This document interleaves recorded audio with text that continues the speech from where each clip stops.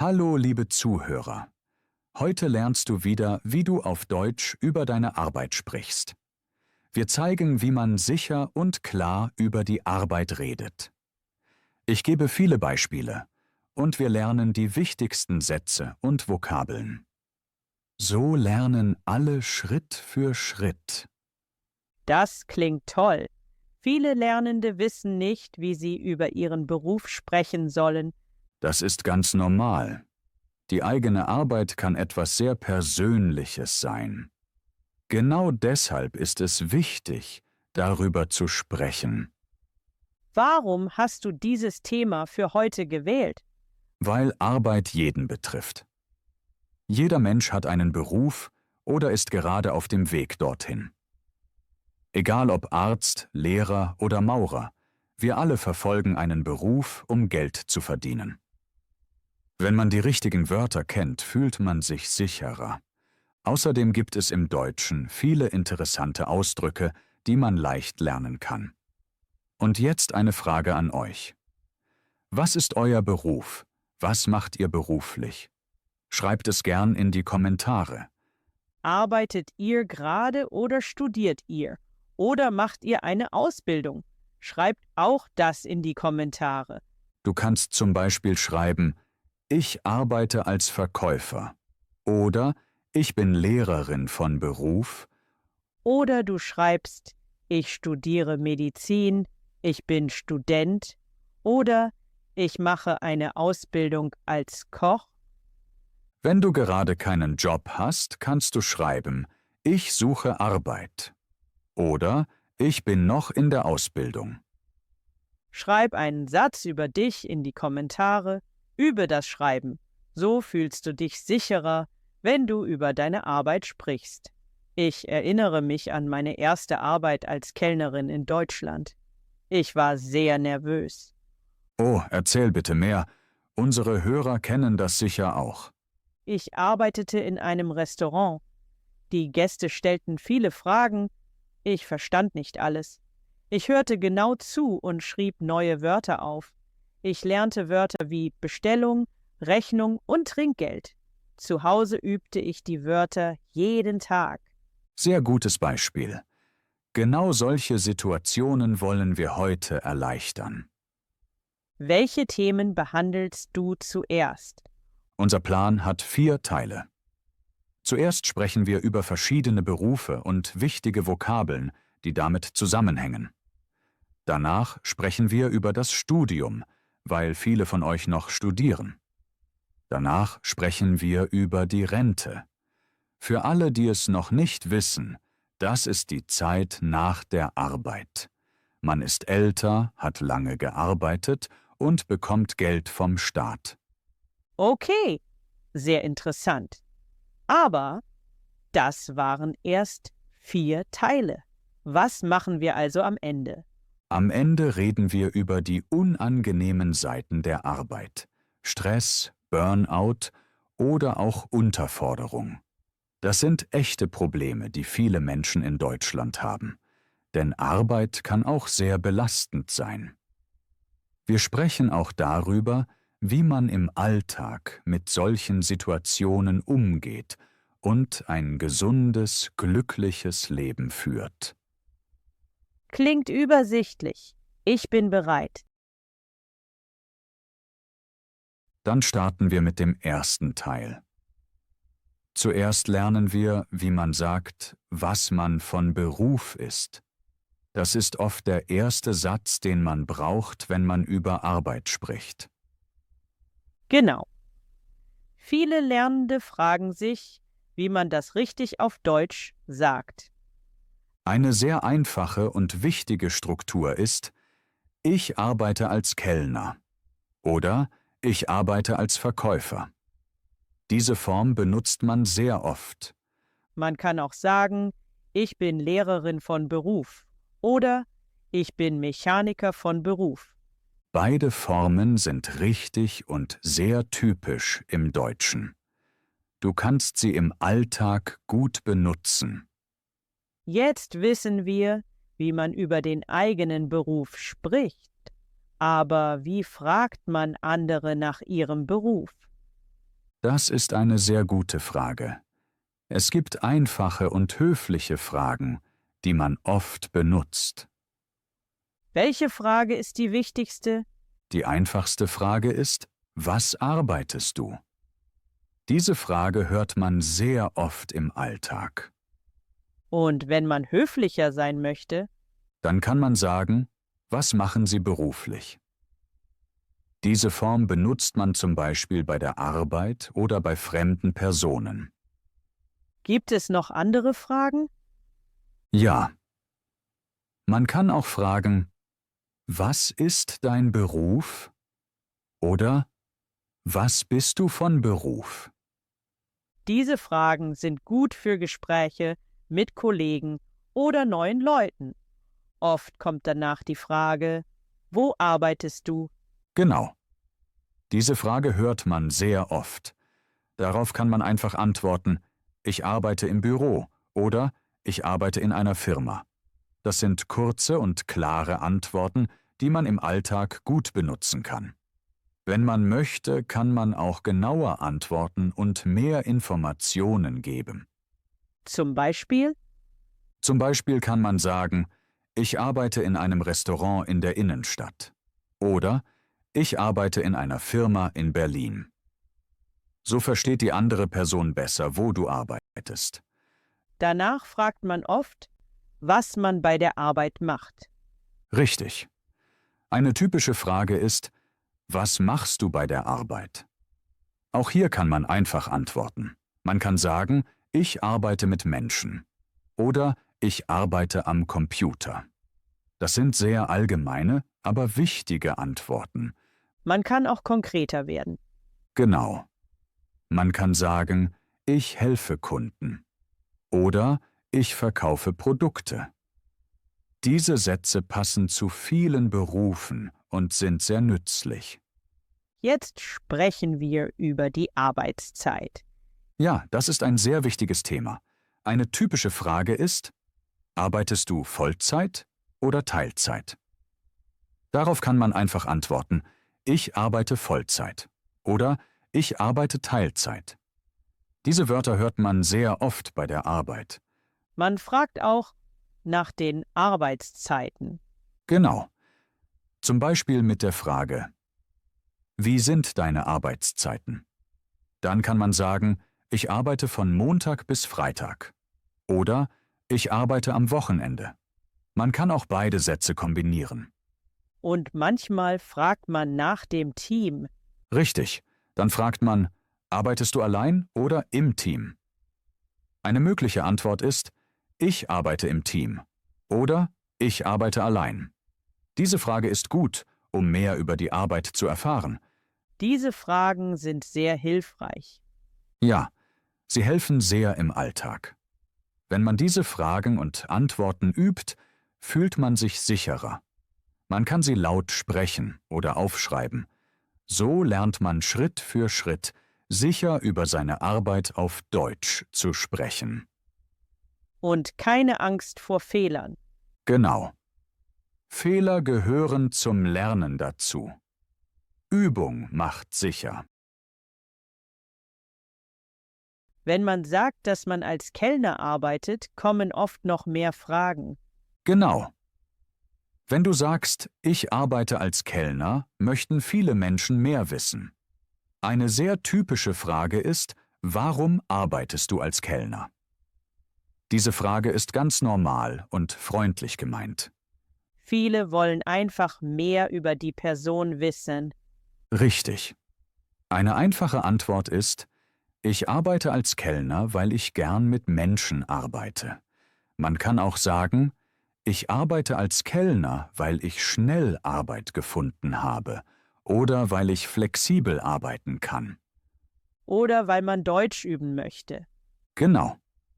Viele Menschen sagen auch, ich arbeite als Kellner, um Deutsch zu lernen. Das ist eine sehr ehrliche und gute Antwort. Danach kommt oft die nächste Frage. Was machst du genau bei der Arbeit? Das hört man sehr oft. Darauf kann man ruhig und einfach antworten. Zum Beispiel, ich bediene Gäste. Oder ich nehme Bestellungen auf und bringe Essen und Getränke. Man kann auch sagen, ich kassiere oder ich arbeite an der Bar. Das sind typische Aufgaben. Genau. Wichtige Wörter in diesem Beruf sind der Gast, die Bestellung, das Essen, das Getränk, die Rechnung und das Trinkgeld. Wenn man diese Wörter kennt, kann man gut über die Arbeit sprechen. Man wird dann sicherer. Richtig. Oft fragen Menschen auch nach den Arbeitszeiten. Zum Beispiel, wann arbeitest du? Oder arbeitest du am Wochenende? Und wie antwortet man? Man kann sagen, ich arbeite abends und am Wochenende. Oder ich arbeite Teilzeit im Restaurant. Auch diese Sätze sind sehr wichtig. Manchmal fragt man auch, ob die Arbeit schwer ist. Ja, das stimmt. Dann kann man sagen, die Arbeit ist manchmal stressig, aber ich mag sie. Oder die Arbeit ist anstrengend, aber ich lerne viel Deutsch und treffe viele Menschen. Sarah, du hast doch gesagt, dass du Lehrerin bist, nachdem du mit dem Kellnern aufgehört hast. Wie war das für dich? Ja, genau. Nach meiner Zeit als Kellnerin habe ich als Lehrerin gearbeitet. Am Anfang war das neu und auch ein bisschen schwierig. Das kann ich mir vorstellen. Der Beruf Lehrer oder Lehrerin ist ein sehr wichtiger Beruf. Lehrer arbeiten meistens in einer Schule und unterrichten Schüler. Genau. Ich habe in einer Schule gearbeitet und jeden Tag viele Schüler gesehen. Wichtige Wörter in diesem Beruf sind die Schule, der Schüler, die Schülerin, die Klasse und der Unterricht. Unterrichten bedeutet, etwas zu erklären und zu lernen. Ich habe Deutsch unterrichtet und viel mit Schülern gesprochen. Sehr gut. Typische Aufgaben von Lehrern sind Unterrichten, Erklären, Fragen beantworten und Aufgaben geben. Lehrer arbeiten oft vor einer Klasse. Ja, ich habe viel gesprochen und viele Fragen beantwortet. Ein weiteres wichtiges Wort ist die Stunde. Lehrer haben Unterrichtsstunden.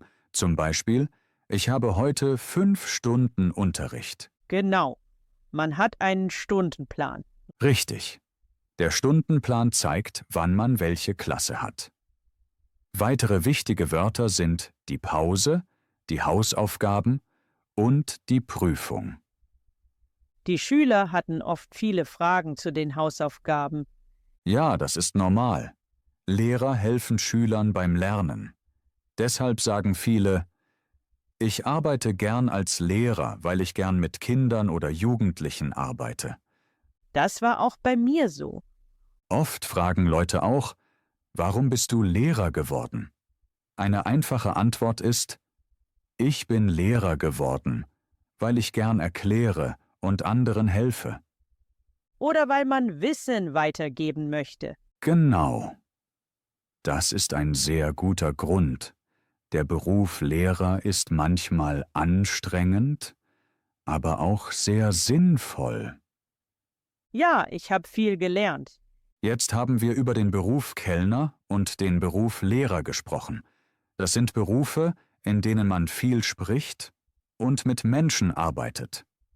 Aber es gibt auch viele Berufe, in denen man mehr mit den Händen arbeitet. Genau. Diese Berufe nennt man handwerkliche Berufe. Handwerker arbeiten oft körperlich. Sie bauen, reparieren oder arbeiten mit Werkzeugen. Typische handwerkliche Berufe sind der Maurer, der Elektriker oder der Schreiner. Diese Berufe sieht man überall. Ja, Handwerker arbeiten zum Beispiel auf einer Baustelle, in einer Werkstatt oder bei Kunden zu Hause. Wichtige Wörter sind die Baustelle, das Werkzeug, die Werkstatt und der Kunde. Und man braucht oft spezielle Kleidung. Genau. Zum Beispiel Sicherheitsschuhe, einen Helm oder Handschuhe. Sicherheit ist in handwerklichen Berufen sehr wichtig. Die Sprache ist dort oft sehr direkt. Das stimmt. Man hört oft kurze Sätze wie „Das muss repariert werden" oder „Die Arbeit ist fertig". Und man arbeitet oft im Team. Richtig. Teamarbeit ist wichtig. Deshalb hört man Wörter wie der Kollege, helfen und zusammenarbeiten. Viele Lernende arbeiten im Handwerk. Ja. Deshalb schauen wir uns diese Berufe jetzt genauer an und lernen wichtige Wörter und Sätze. So kannst du auch in handwerklichen Berufen sicher auf Deutsch sprechen. Jetzt sprechen wir über das Studium. Das Studium ist für viele Menschen ein wichtiger Schritt auf dem Weg zur Arbeit. Genau. Viele Lernende studieren gerade oder planen ein Studium für die Zukunft. Ein Studium bereitet oft auf einen Beruf vor. Man lernt Fachwissen und sammelt Erfahrungen für später. Und nicht jeder studiert, aber es ist trotzdem ein wichtiges Thema. Richtig. Zuerst schauen wir, wie man sagt, dass man studiert. Ein sehr einfacher Satz ist: Ich studiere Informatik. Oder ich studiere Medizin. Man kann auch sagen, ich bin Student oder ich bin Studentin. Und wo studiert man? Man studiert an einer Universität oder an einer Hochschule. Zum Beispiel, ich studiere an der Universität Berlin. Das sind wichtige Wörter. Genau. Wichtige Wörter sind das Studium, der Student, die Studentin, die Universität und die Hochschule. Diese Wörter hört man sehr oft. Oft fragen Leute auch, was studierst du? Ja, das ist eine typische Frage. Darauf kann man einfach antworten: Ich studiere Wirtschaft oder ich studiere Pädagogik. Und dann kommt oft die nächste Frage. Genau. Viele fragen dann: Warum studierst du das? Was kann man darauf antworten? Eine einfache Antwort ist: Ich studiere das, weil ich später als Lehrer arbeiten möchte. Oder ich studiere Informatik, weil ich später in einer Firma arbeiten möchte. Man spricht also über die Zukunft. Richtig. Wichtige Wörter sind hier später die Zukunft und der Beruf. Studium und Beruf gehören oft zusammen. Viele Lernende haben Wünsche und Pläne. Genau. Man kann sagen, mein Plan ist ein gutes Studium und danach ein guter Job. Oder mein Wunsch ist, in Deutschland zu arbeiten. Das sind schöne Sätze. Ja. Jetzt sprechen wir über den Alltag im Studium. Viele Menschen fragen: Wie ist das Studium? Wie kann man das erklären? Ja, jetzt sprechen wir über den Alltag im Studium. Viele Menschen fragen: Wie ist das Studium eigentlich? Ich erinnere mich gut an mein Studium. Am Anfang war alles neu für mich. Bei mir war es ähnlich. Das Studium ist anders als die Schule. Man muss viel selbst lernen. Typische Sätze sind: Ich gehe in die Vorlesung. Ich lerne viel. Ich schreibe Prüfungen. In meinem Studium bin ich oft in die Vorlesung gegangen und habe zu Hause gelernt. Genau. Wichtige Wörter sind die Vorlesung, Lernen, die Prüfung und die Pause. Diese Wörter hört man im Studium sehr oft. Für mich war das Studium manchmal stressig, besonders vor Prüfungen. Das kenne ich auch. Man kann sagen, das Studium ist manchmal stressig, aber interessant. Viele Studierende fühlen das so. Viele Studierende arbeiten auch neben dem Studium. Das habe ich auch gemacht. Ja, das ist sehr typisch. Viele sagen, ich studiere und arbeite nebenbei. Oder ich habe einen Nebenjob. Ich hatte einen Nebenjob im Café. Ich habe am Wochenende gearbeitet. Bei mir war es ähnlich. Ein Nebenjob ist eine kleine Arbeit neben dem Studium, zum Beispiel im Restaurant, im Supermarkt oder im Büro. Typische Sätze sind: Ich arbeite abends. Ich arbeite am Wochenende. Das Studium und die Arbeit zusammen waren manchmal anstrengend. Ja, aber man lernt viel dabei. Jetzt sprechen wir über Fragen, die oft kommen. Eine typische Frage war bei mir immer: Wie lange studierst du noch? Genau. Eine mögliche Antwort ist: Ich studiere noch 2 Jahre. Oder: Ich bin fast fertig mit dem Studium. Mich haben viele auch gefragt, was ich nach dem Studium machen möchte. Das ist eine sehr wichtige Frage. Man kann sagen: Ich möchte nach dem Studium als Lehrer arbeiten.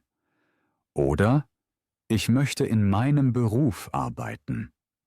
Am Anfang wusste ich das noch nicht genau. Das ist ganz normal. Man kann ruhig sagen: Ich weiß es noch nicht genau. Oder: Ich bin mir noch nicht sicher.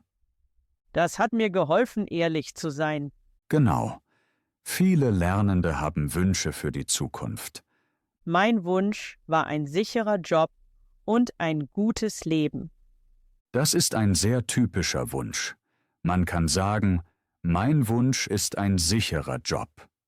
Oder: Mein Wunsch ist eine gute Zukunft für meine Familie. Das sind sehr persönliche Themen. Richtig. Aber Sprache hilft, darüber zu sprechen. Studium, Arbeit und Zukunft gehören zusammen. Wie kann man das gut üben? Du kannst 3 einfache Sätze üben. Erstens: Ich studiere. Zweitens: Ich studiere, weil ich später arbeiten möchte. Drittens: Mein Wunsch ist ein guter Job. Diese Sätze haben mir am Anfang auch geholfen. Du kannst sie laut sagen, aufschreiben oder in die Kommentare schreiben. Übung ist sehr wichtig. So lernt man Schritt für Schritt. Genau. Niemand muss perfekt sein. Jeder Mensch hat seinen eigenen Weg. Das finde ich schön. Im nächsten Kapitel sprechen wir über die Rente und später über schwierige Seiten der Arbeit. Jetzt sprechen wir über ein Thema, das viele Lernende noch nicht gut kennen. Wir sprechen über die Rente. Ja, das Wort Rente hört man oft, aber viele wissen nicht genau, was das bedeutet. Genau. Die Rente ist die Zeit nach der Arbeit. Wenn man älter ist und nicht mehr arbeitet, bekommt man Geld. Dieses Geld nennt man Rente. Also arbeitet man nicht mehr, bekommt aber trotzdem Geld? Genau. In Deutschland bekommt man Geld vom Staat, wenn man lange gearbeitet hat. Dieses Geld hilft, das Leben zu bezahlen. Zum Beispiel die Miete oder das Essen. Richtig. Wichtige Wörter sind die Rente, der Rentner und die Rentnerin. Ein Rentner ist eine Person, die nicht mehr arbeitet und Rente bekommt. Meine Großeltern sind Rentner. Genau. Viele Rentner sagen: Ich bin in Rente oder ich bekomme Rente. Ab wann bekommt man Rente? Gute Frage. In Deutschland bekommt man Rente, wenn man alt genug ist. Das nennt man Rentenalter. Das Rentenalter ist heute oft über 65 Jahre. Das ist noch weit weg für viele Lernende. Ja, das stimmt. Aber trotzdem ist es gut, das Thema zu kennen. Jetzt sprechen wir über das Sparen für die Rente. Was bedeutet sparen? Sparen bedeutet, Geld zur Seite zu legen. Man gibt nicht alles Geld aus, sondern spart etwas für später. Zum Beispiel jeden Monat ein bisschen Geld. Genau. Man kann sagen, ich spare Geld für die Rente oder ich denke an meine Zukunft. Viele junge Menschen sparen noch nicht. Das ist normal. Aber viele Menschen sagen später, ich hätte früher sparen sollen. Deshalb ist es gut, früh darüber zu sprechen. Welche Wörter sind hier wichtig? Wichtige Wörter sind sparen, das Geld, die Zukunft, das Konto und die Sicherheit. Sicherheit ist ein gutes Wort. Ja, viele Menschen möchten Sicherheit im Alter. Sie möchten keine Sorgen haben. Arbeiten alle Menschen bis zur Rente? Meistens ja. Viele Menschen arbeiten viele Jahre, zahlen Geld an den Staat und bekommen später Rente. Das nennt man das Rentensystem, oder? Genau. Das Rentensystem ist das System in einem Land, das die Rente organisiert. Das klingt kompliziert. Ja, das System ist kompliziert, aber die Sprache dazu ist einfach. Man kann sagen, ich arbeite, ich zahle ein, ich bekomme später Rente. Das ist verständlich. Viele Menschen fragen auch, reicht die Rente? Was antwortet man darauf? Man kann sagen, die Rente reicht für ein einfaches Leben. Oder viele Menschen sparen zusätzlich. Also sparen sie extra Geld. Genau. Manche Menschen haben auch eine private Rente. Das ist Geld, das man selbst spart, nicht vom Staat. Das ist gut zu wissen. Ja, jetzt sprechen wir über typische Fragen zur Rente. Welche Fragen hört man oft? Zum Beispiel, wann gehst du in Rente? Oder möchtest du früh in Rente gehen? Und wie antwortet man?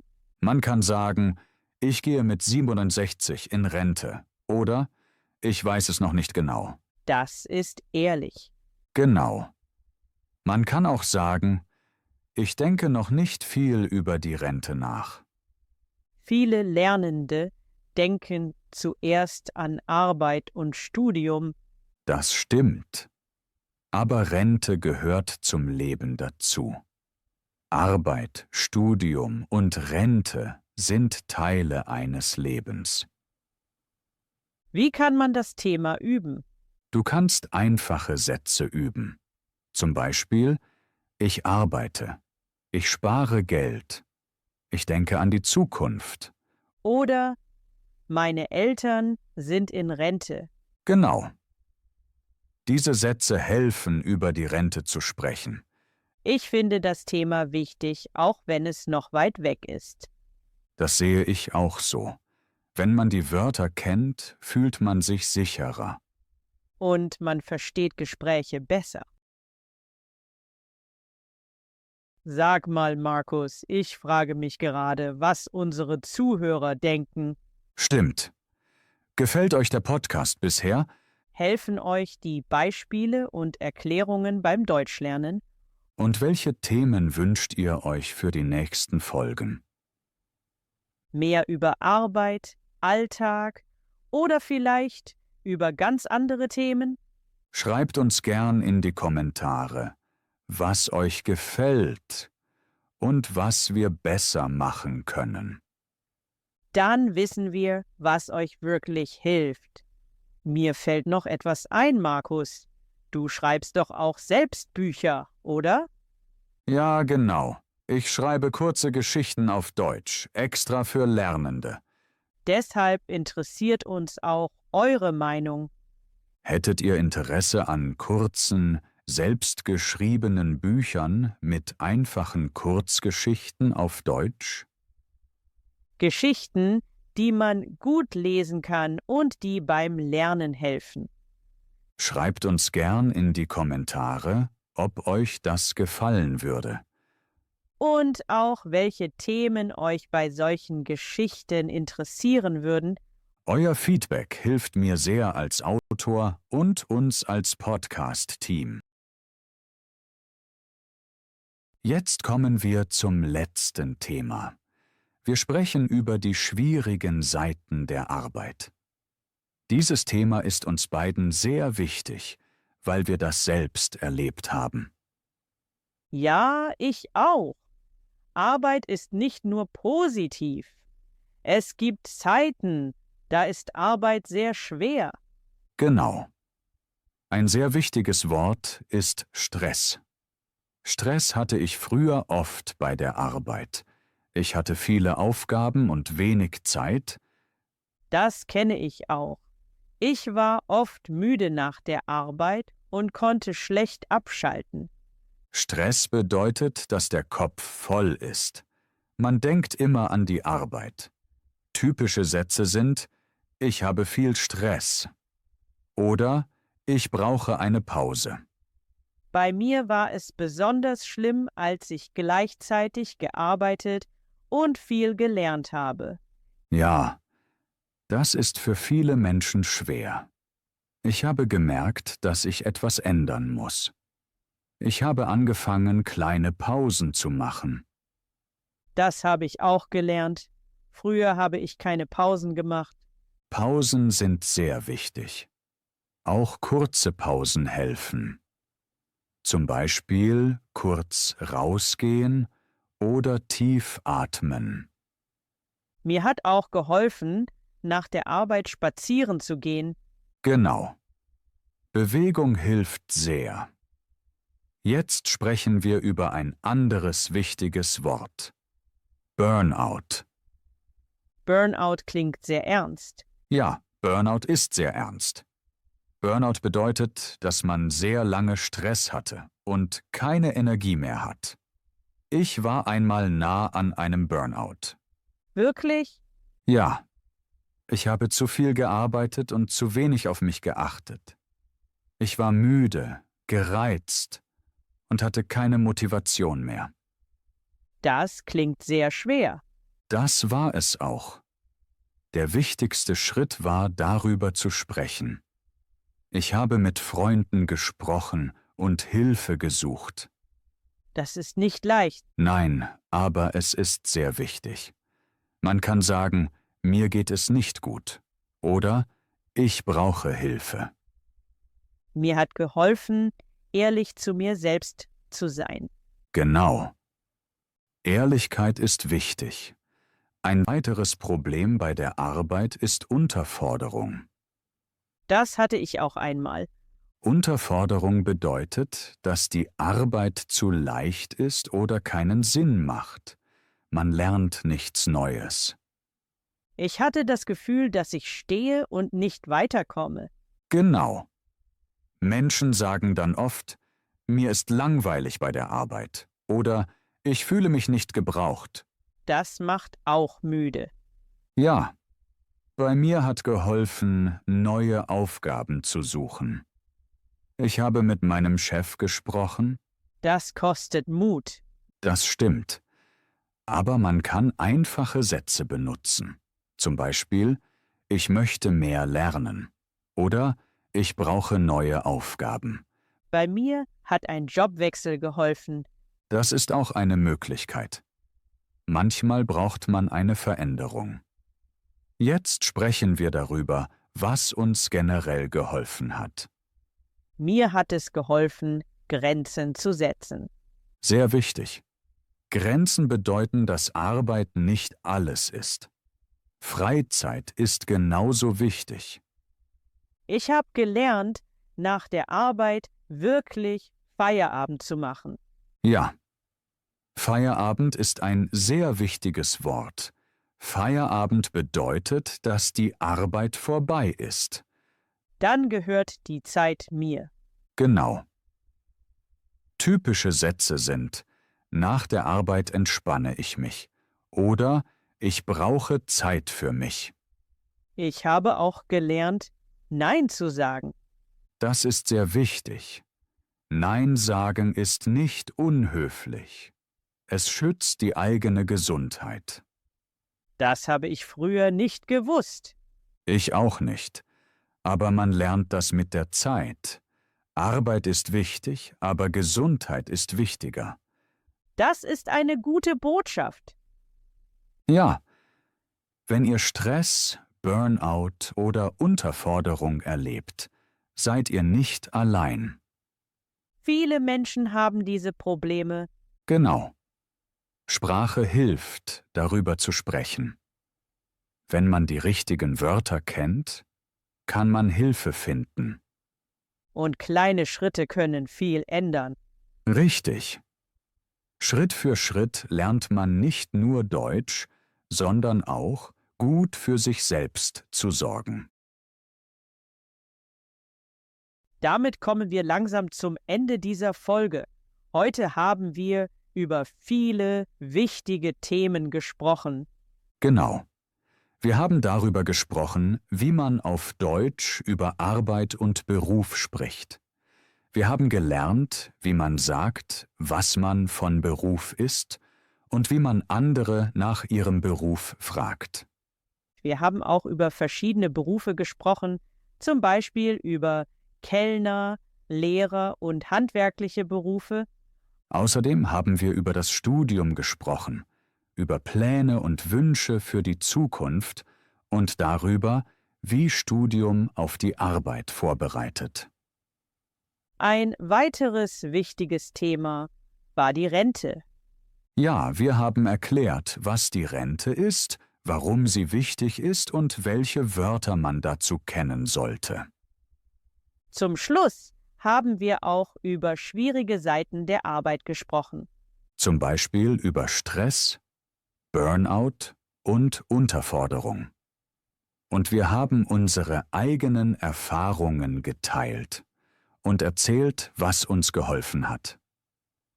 Wir hoffen, dass euch diese Folge geholfen hat, neue Wörter zu lernen und euch sicherer im Deutschen zu fühlen. Wenn euch diese Folge gefallen hat, dann schaut gern auf unserem Kanal vorbei. Dort findet ihr viele weitere Podcast-Folgen zu verschiedenen Themen. Es gibt Folgen über Alltag, Arbeit, Sprache und Leben in Deutschland. Egal, ob ihr Anfänger seid oder schon etwas mehr Deutsch könnt. Für jeden ist etwas dabei. Ihr könnt die Folgen hören, wann und wo ihr möchtet. Viele unserer Podcasts helfen euch Schritt für Schritt beim Deutschlernen. Und ihr könnt immer wieder neue Wörter und Sätze lernen. Wir freuen uns sehr, wenn ihr unseren Podcast hört und uns begleitet. Danke fürs Zuhören und fürs Mitlernen. Wir wünschen euch viel Erfolg beim Deutschlernen. Bis zur nächsten Folge und schaut gern wieder vorbei. Tschüss und bis bald.